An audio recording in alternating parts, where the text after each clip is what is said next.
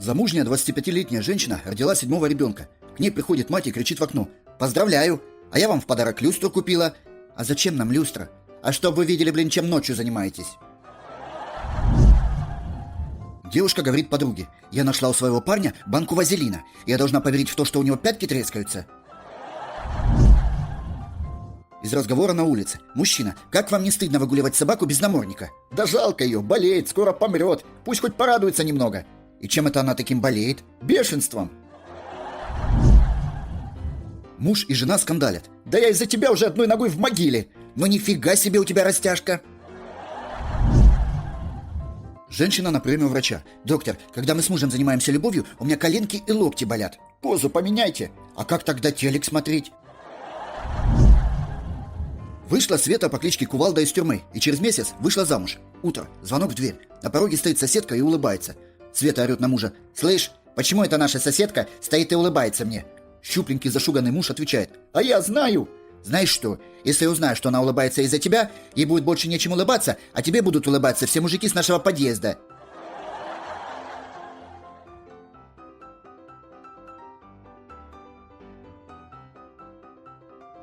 All right, everyone's presentations are done. Nick, the manager, said as he tried to move the discussion forward. Excuse me, I haven't. I recently found out something. Nick interrupted me and began to speak. There's apparently someone in this department who didn't graduate high school and is just a part-timer. Meetings should be for employees only. Absolutely right. His lackey, Mike, of course, agreed with Nick. I'm leaving. After leaving the meeting room, I started to shut down my computer. I noticed that an email had arrived, not in my personal inbox, but in the company's shared email. Thinking, there's no point in speaking up, no one will listen, I went home quietly. The next day, I heard a commotion from Nick's desk. He was staring at his computer screen, his face pale. "Nick, is something wrong?" Mike looked at the screen with him. And he turned even paler than Nick. Why is he so angry? Knowing the reason for Mike's distress, I thought to myself, serves them right. My name is Adam. My mother passed away when I was in the 9th grade, and I was raised by my father. Well, you could hardly call it being raised. After my mother passed, my father changed. He drowned his sorrows in alcohol, and though he still went to work, he squandered our living expenses on horse racing. Because of that, I had to start working part-time as soon as I entered high school. Every month, I went to the convenience store with bills in hand that couldn't be auto-deducted from my father's account. Even though I endured it because I didn't want to be alone, I reached my limit in my second year of high school and dropped out. I found a live-in job at a distant inn. Thank you for everything. The day I left home, my father, still staring at the TV, spoke. Take care. That was our last conversation. Back then, 18 wasn't the age of majority, so I needed my father's permission to work, and I couldn't hide my place of employment. Yet, my father never visited me even once. I kept working just to survive, and before I knew it, I was 42. Years of hard work paid off, and I was transferred to the headquarters. I was thrilled to be recognized by the company, as I thought I'd be working in the field until retirement due to my lack of formal education. Listen up. Our work can change the future of our employees. Don't drag us down. On my first day after the transfer, Nick, dressed in an expensive suit, spoke sternly. There was a reason for this. Our inn was located in a prominent tourist destination, known so well that everyone in the state could sing its commercial jingle. At its peak, we had 5 locations within the state. But that was long ago. Due to financial difficulties and aging facilities, only the place where I had worked for many years and the original establishment remained. I was prepared to lose my job anytime, but now there was a glimmer of hope. With the rise of social media, the tourist area where the inn was located started gaining attention again. Depending on how hard the sales department, where I was transferred, worked, we could either thrive or be forced to give up this prime location to the new hotel chains continuously popping up. For Nick, who had switched careers from another industry to strengthen our sales, this was a battle he couldn't afford to lose. I understood why he had to be strict. I will do my best. Nick sneered at my enthusiastic declaration. Did you not hear what I said? I'm sorry. I thought I was listening carefully. Out of habit from years of customer service, I apologized reflexively, though I had no idea what had offended him. Someone was watching me with a smirk. In this department, there are those who are expected to excel and those who have been shoved here because they have nowhere else to go. You are the latter. It was Mike, the section chief. He's 7 years younger, at 35. But he was called to headquarters much earlier than I was and had been moving around within the headquarters ever since. I'm not jealous, but I can't accept that he's my boss. Graduating from a prestigious university, he has an unusually high pride and caused many problems as a newbie, making things very difficult for me when I was the front desk leader. When I found out Mike was transferred to the sales department a month before me, I was disheartened. Mike is right. With just a middle school diploma, there's not much you can do. Don't even think about achieving results. As if I didn't exist, Nick remarked, "I'm thirsty." Mike eagerly ran to the coffee maker. It seems Mike is Nick's lackey. I regretted being happy about my transfer to headquarters, wishing I had stayed on site forever. Send a direct mail to every company on this list by the end of the day. Nick only assigned me tasks that even a new graduate could handle. What? There are over 1,000 companies. You want me to send to all of them by today? Yes, if you and your fellow misfits split the work, even those with nowhere else to go should finish by today.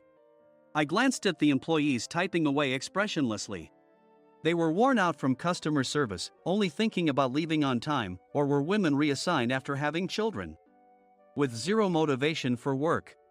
Even Sam, a new graduate from the same university as Mike, who was supposed to be among the expected achievers, had no enthusiasm for the job, having joined the company wanting to do customer service. I don't care what they say, I plan to quit anytime, he said. Only Nick and Mike were highly motivated, making all the decisions between the two of them. I originally only wanted to work at the inn to survive and had no particular attachment to this job. I swallowed my words, thinking I had no right to reprimand them. About a month after the transfer, Nick told us with a frustrated look. To commemorate the 50th anniversary, we've decided to create a plan exclusive for one group per day. Originally, Mike and I were supposed to come up with it, but our president, Mr. Thompson, insists on hearing everyone's opinions. So, you all get a chance. As Nick explained, Mike began handing out prints. Make sure not to embarrass Nick. If your ideas are half-baked, you'll have to redo them. It seemed that they had printed his handwritten notes by Mr. Thompson, which included several questions and a section for free responses. It made sense why Nick had to seek our input, given that all responses had to be submitted to Mr. Thompson. We were given a week to think about it, and a meeting was scheduled to compile our ideas. My plan is to let guests enjoy both the old and modern America. Nick began the presentations. Guests would watch a master confectioner at a nearby traditional sweet shop make sweets in front of them. The welcome drink would be premium tea in a bottle. Nick's plan was certainly attractive. After his presentation, Nick called on us to present in the order we were seated. Just as I stood up for my turn. All right, everyone's presentations are done. Excuse me, I haven't. I recently found out something. Nick interrupted me. There's someone in this department who didn't graduate high school and is just a part-timer. He was likely talking about me. I joined the company as a part-timer and was made a full-time employee when I turned 20. That was 20 years ago, so Nick and Mike probably had no chance to know until recently. Meetings should be for employees only. Absolutely right. After that, Nick kept creating opportunities to solicit everyone's opinions, purposefully excluding me from speaking. The meeting unexpectedly heated up and went past the scheduled end time. A few people asked to leave, and the discussion continued with the remaining few. Still here? Normally, you'd leave in that situation. Though I had no attachment to the job initially, hearing kind words from customers made me want to make them happier. For someone like me, with nowhere to go, the inn was my home and customer service was my life. I felt pathetic about my current self. I'm leaving. I left the conference room and started shutting down my computer. I noticed an email had arrived, not in my personal inbox, but in the company's shared email. Thinking no one would listen to what I had to say anyway, I quietly went home. The next day, while preparing the DM as instructed, I heard a commotion from Nick's desk. In his haste to stand up, he hit his knee on the desk. He stared at his computer screen, his face pale. "Nick! What's wrong?" Mike, thinking he should be the first to rush over, approached Nick while still wearing his coat. He peered at the screen with Nick. And he turned even paler than Nick. Why is he so angry? Who is responsible for this company? Nick, more irritated than ever, asked, and Mike answered without checking. Probably Sam. Sam wasn't there because he was attending a morning training session for new hires. Nick gave up on getting angry and returned his gaze to the screen. They were looking at an email that arrived right after the end of the working day yesterday. Apparently, no one, including me, had checked it before leaving. The email was from a large company that used us for their annual employee trips. The president and executives of that company also frequently used our services personally. President of the company, Mr. Mason himself, had declared that neither he nor his company would ever use our services again. Well, some companies cancel their employee trips or stop using our services due to financial struggles. Let's just move on. Mike kept wiping the sweat from his forehead with a handkerchief. Knowing why Mike was so agitated, I quietly watched their interaction. Do you know how much revenue we get from that company? We can find other guests to fill the rooms, but we'll lose the banquet costs, gift shop revenue, rental car fees, and more. Moreover, the gifts were supposed to be prepared by the traditional confectionery shop involved in Nick's proposed plan. If it's known that we incurred such a huge loss at this critical time, Nick's position in the company would be jeopardized. Nick took a deep breath, seemingly trying to calm himself. All right, Mike. Go to New York right now and apologize to Mr. Mason. What? You're coming with me, right? I have urgent work to do. I trust you, which is why I'm entrusting this to you. Please. Mike, believing Nick's sincerity, agreed with a determined look on his face, saying, yes. That's Nick for you. Even if Mike went to apologize, Nick would shift all the blame onto him if the client didn't change their mind. Well, it was Mike's fault to begin with, so it served him right. About 3 hours later, Sam answered a call from somewhere and repeatedly apologized, saying, I'm very sorry. Everyone watched to see what was happening. After ending the call, he informed Nick with a weary tone. When Mike arrived at the client's company, he only made things worse, further infuriating Mr. Mason. He was demanding, get his boss here immediately. It was no wonder Sam was exhausted, dealing with such a call right after returning from training. What is that idiot doing? All right, Adam, you're coming with me. If sacrificing Mike didn't work, then I must be next. Normally, I'd want to refuse at all costs, but I saw an opportunity in this situation. If I can be of assistance, I'd be happy to join you. I obediently followed Nick, and we flew to New York. When we introduced ourselves at the reception, it became clear how serious the situation was, as the receptionist personally escorted us to the president's office. Angry voices leaked through the door, making both Nick and me uneasy. Excuse me. I'm Nick, the supervisor. I understand my subordinate has caused you trouble, and I deeply apologize. Nick, with his experience in the corporate world, knew enough to offer an apology before excuses. However, his customer service skills left much to be desired. I sighed as I saw Mike trembling like a small dog in the corner of the room. What kind of training are you giving your subordinates? Mr. Mason glared at Nick with a red face. The intensity of his gaze made even Nick take a step back. Regrettably, I joined this company only 2 years ago and was unaware of Mike's issues.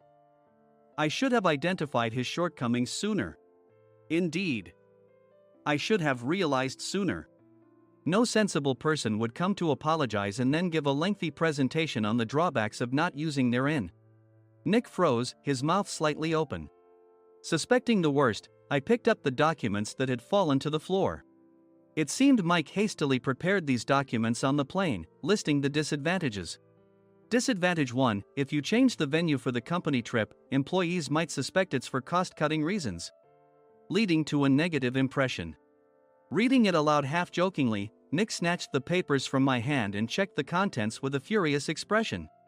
Among the stack of documents was a receipt from a nearby convenience store's copy machine. I felt a pang of dread, hoping he hadn't shown the receipt as well. What do you think he said when I asked what kind of nerve he had to do this? I'm very sorry.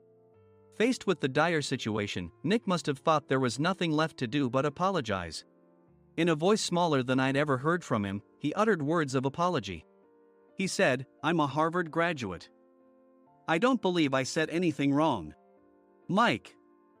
What have you done? Forgetting his plan to pin the blame on Mike, Nick yelled loudly, even in front of Mr. Mason. "I didn't do anything wrong." "You're still saying that? Look at him." Mike pointed at me with a shaking hand.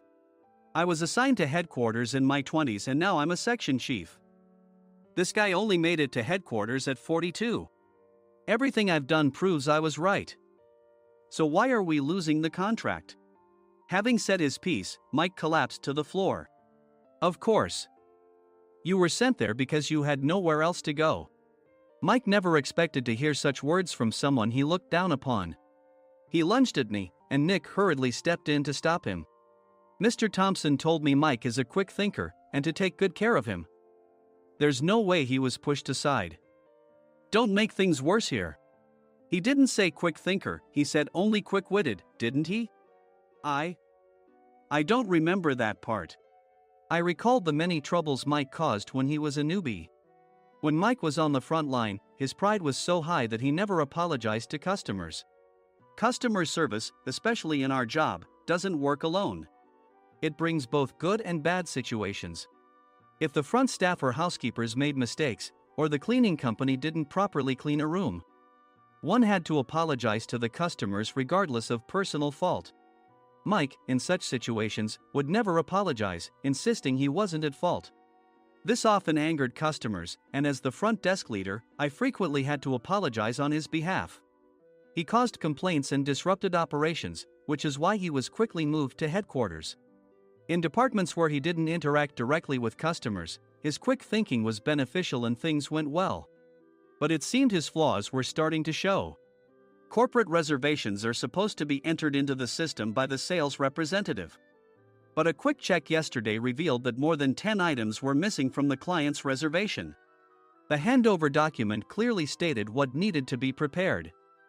Why didn't you enter it into the system? Why do we have to give them special treatment? Filling rooms near the banquet hall, setting up all the food in advance. Specifying the brand of wine, they're too demanding. No wonder he always angered customers, I thought, feeling a headache coming on. Grouping them in rooms near the banquet hall is for our benefit too. It makes it easier for the staff to set up beds and serve breakfast since everyone's schedule is synchronized. As for the other requests, Mr. Mason suggested them to lighten our load. I didn't know that. Nick finally seemed to realize that Mike was the one who had angered the client. What did you say to them? I just told them we wouldn't give them special treatment anymore. We shouldn't waste effort on things that don't bring in money. I was utterly exasperated at his lack of understanding of customer service. Of course, we shouldn't comply with unreasonable demands. But carrying over successful practices from past stays makes customers feel remembered and enhances their experience.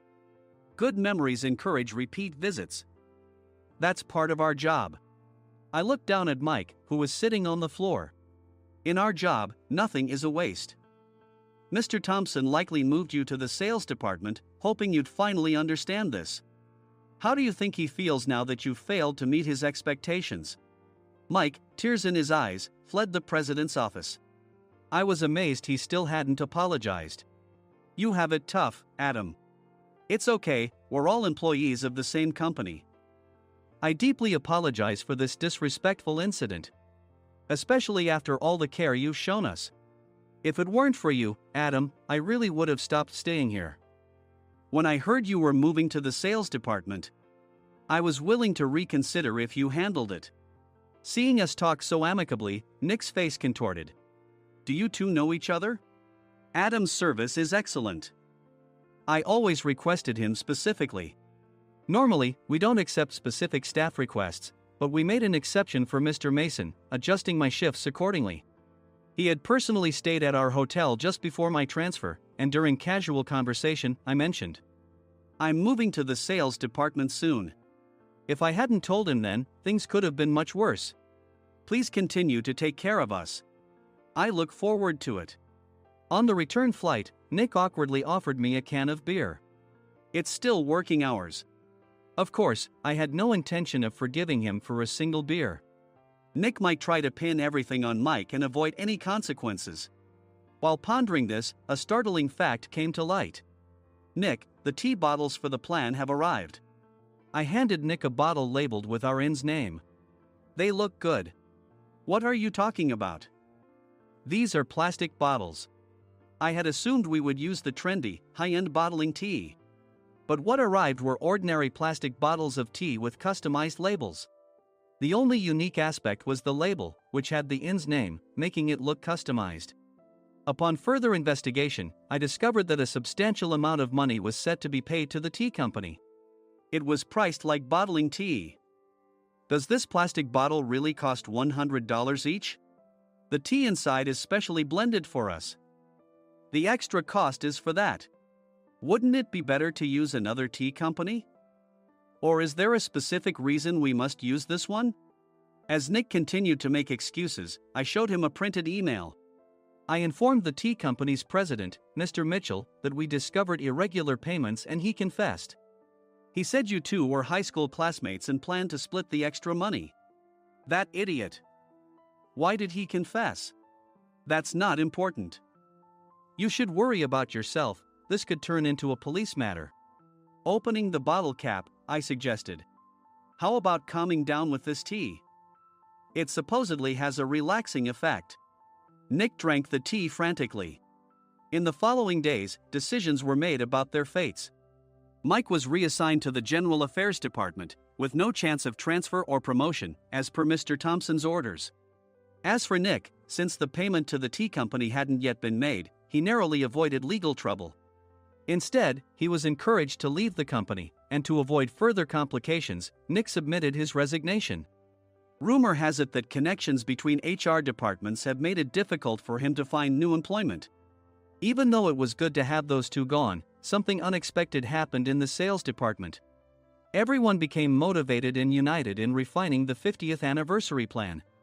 In the end, my plan was adopted. We collaborated with the Tourist Information Center to provide personalized guides. The plan, tailored to the number of guests, was truly special for the 50th anniversary. Hey, is Adam's family coming to stay? I immediately booked that special plan for my family. Sam noticed it on the reservation list and quickly picked up on it. Yes, I'm inviting my father. That's great. I might invite my parents too. I lacked the courage to face my father just as Adam. But here, with the confidence Mr. Mason praised, I felt ready. The 50th anniversary plan was a perfect opportunity to reconnect with my father. I hoped to bring back the days when we could laugh together as we once did.